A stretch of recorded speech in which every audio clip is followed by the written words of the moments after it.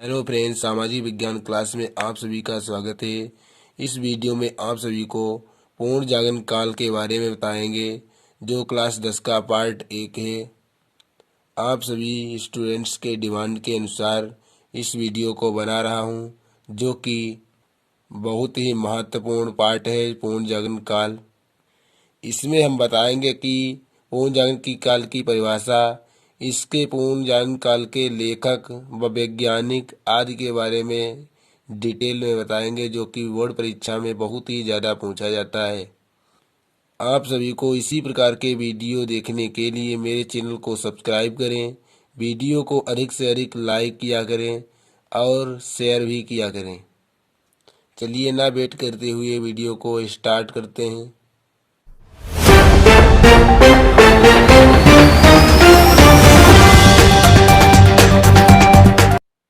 सर्वप्रथम हम पूर्ण जागरण काल की परिभाषा के बारे में बात करें। ये परिभाषा एडगर स्वेन के अनुसार है। पूर्ण जागरण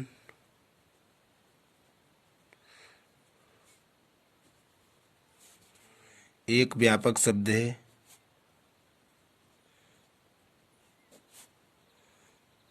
पूर्ण जागरण एक व्यापक शब्द है जिसका प्रयोग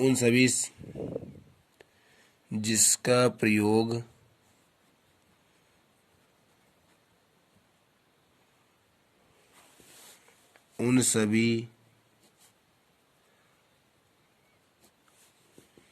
बौद्धिक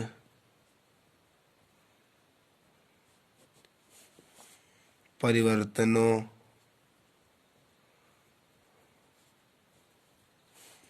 के लिए किया जाता है।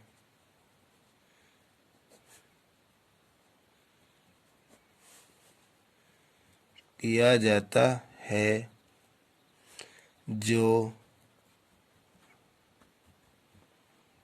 मध्य युग के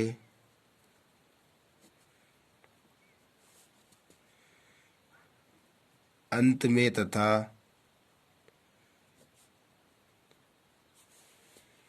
आधुनिक युग के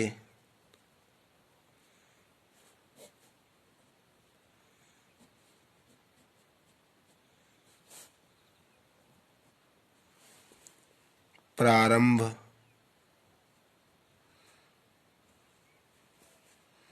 में दृष्टिगोचर हो रहे थे।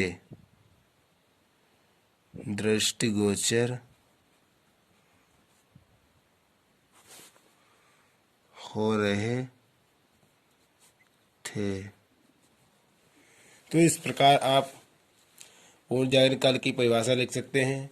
और इसके आगे हम लिखते हैं कि संसार में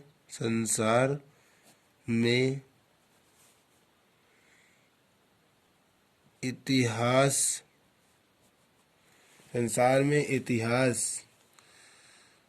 1300 से 1500 ईस्वी के बीच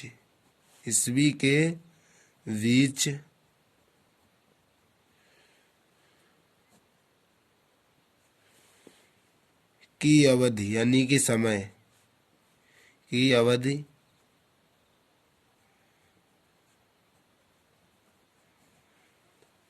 को पूर्ण जागरण काल कहते हैं।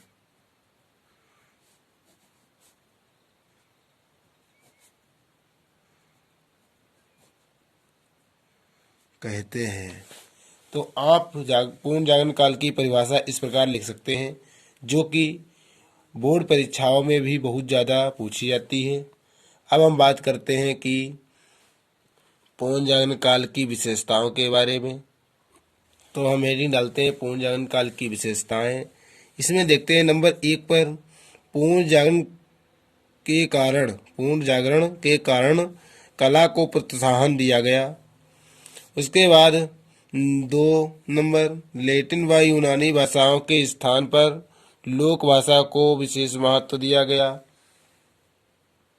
नंबर 3 जनता में आलोचनात्मक व अन्वेषणात्मक प्रवृत्ति पैदा हुई।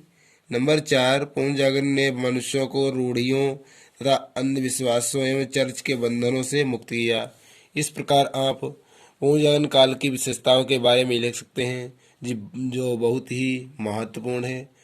इसके बाद हम पुनर्जागरण काल के प्रमुख लेखक व उनकी रचनाओं के बारे में बात करते हैं, जो कि बहुविकल्पीय के रूप में बहुत ही ज़्यादा पूछे जाते हैं। तो हम देखते हैं पुनर्जागरण काल के लेखक व उनकी रचनाएं। इसमें नंबर 1 पर लेखक आते हैं जिसका नाम है दांते। इनकी पुस्तक का नाम है डिवाइस कॉमेडी,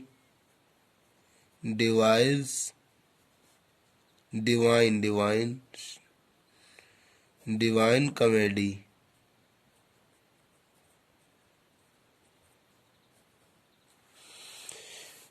नंबर 2, पेट्रॉर्क।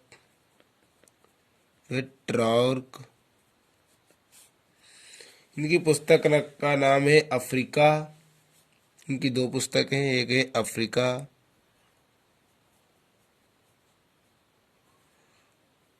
और दूसरी केवलियन लेटर्स।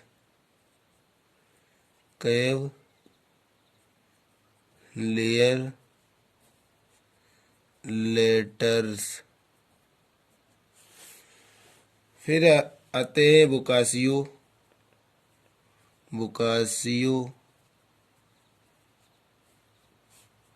इनकी पुस्तक का नाम है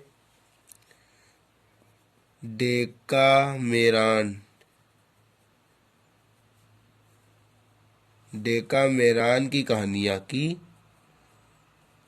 कहानियाँ। नंबर 4 पर आते हैं मैकियावेली।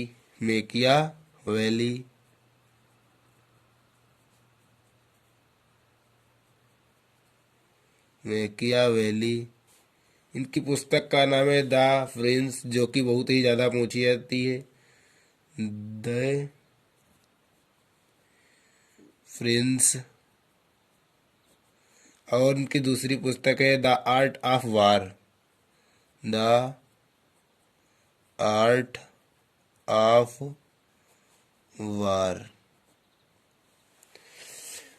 जो बहुत ही इम्पोर्टेंट पुस्तकें हैं जो सबसे ज़्यादा पूछी जाती हैं वो यही है।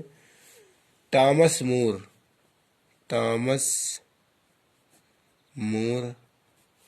इनकी पुस्तकों के नाम यूटोपिया।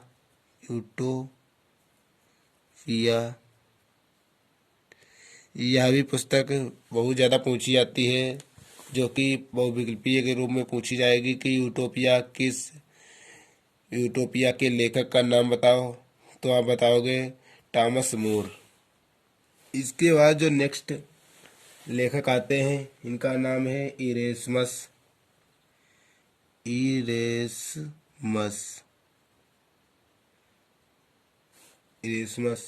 इनकी पुस्तक का नाम है in the praise of folly.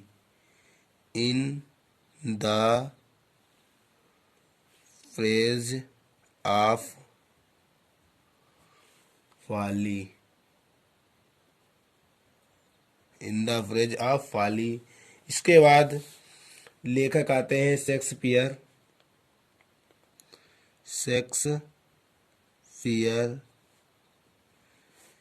इनकी पुस्तक काफ़ी है, फिर भी जो इम्पोर्टेंट पुस्तकें हैं जो पूछी जाती हैं उनको बताएंगे। Romeo Juliet.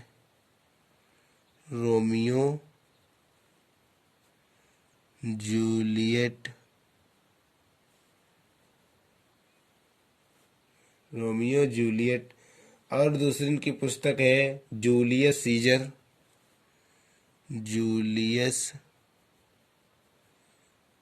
सीजर। आदि बुक्स इनकी पूछी जाती हैं सर्वाधिक। इसके बाद हम बात करते हैं पुनर्जागरण काल के मूर्तिकार कौन कौन से हैं और वो कहाँ से हैं। तो सबसे ज़्यादा जो मूर्तिकार हैं वो इटली से ही हैं। तो गीटो इटली से हैं। लियोनार्दो लियोनार्दो दा विंची, ये भी इटली से हैं। उसके बाद माइकल एंजिलो,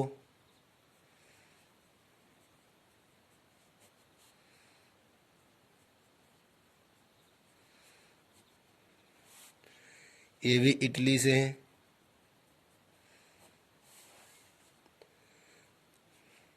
नेक्स्ट राफेल मूर्तिकार, ये भी इटली से हैं। तो Raphael Italy, Lorenzo Ghiberti Italy, Donatello Italy, यानी कि इसमें से जितने हैं वो सभी इटली के हैं। तो आप ये पूछा जाए लियोनार्दो दा विंची कहाँ के मूर्तिकार हैं, तो आप लिख सकते हैं इटली। तो इस प्रकार के प्रश्न पूछे जाते हैं, आप याद करने की जरूरत नहीं, क्योंकि जितने मूर्तिकार पूर्ण जागरण काल के हैं वो इटली के हैं।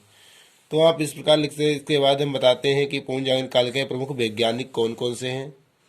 पूर्ण जागरण काल के प्रमुख वैज्ञानिक जो कि बहुत ही ज़्यादा पूछे जाते हैं बहुविकल्पीय के रूप में, कापरनिकसन पृथ्वी के चारों ओर चक्कर लगाती है, इन्होंने यह सिद्धांत दिया, जो कि पोलैंड के थे।